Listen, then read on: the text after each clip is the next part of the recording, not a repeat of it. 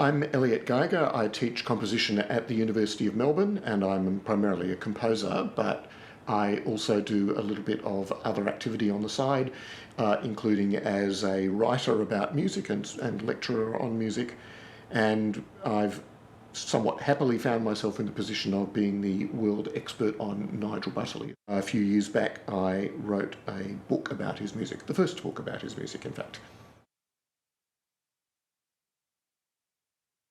Brian Howard, who's another Australian composer, runs a publishing company called Wildbird Press, and a few years ago he decided that he would like to work on contributing to the literature about Australian composers, and specifically the analytical literature about Australian composers, because while there are a few biographical books about particular figures, most notably Percy Grainger and Peter Sculthorpe, there's very little in the way of analytical writing about their music. And so he's decided to start by commissioning 3 books on the 3 composers that really spearheaded the emergence of independent Australian music in the 1960s, namely Peter Sculthorpe, Richard Meele and Nigel Butterley.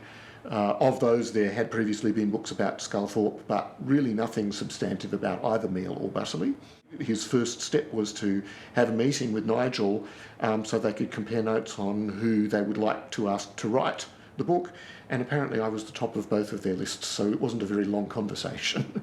I got to know Nigel's music sort of gradually in the course of my 20s through participating in performances of it, and hearing performances.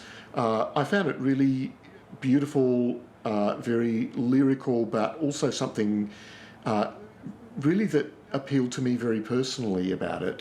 It was actually in some ways quite similar to some of the things I was trying to do. I once or twice had the rather almost alarming experience of coming across a Butterley work that I hadn't known before, and thinking, this doesn't sound like Butterley, it sounds like my music.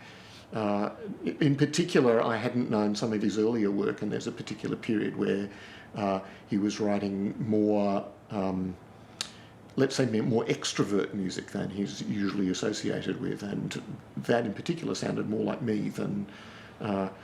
because one thing that I think is quite characteristic of Nigel's musical personality, which is actually, I think, different to mine, or at least maybe it's a subset of mine, but it's not as characteristic, is that he is very understated all the time. I can do understated as a composer, but it's not my habitual mode of utterance, I wouldn't say, but for Nigel it really is.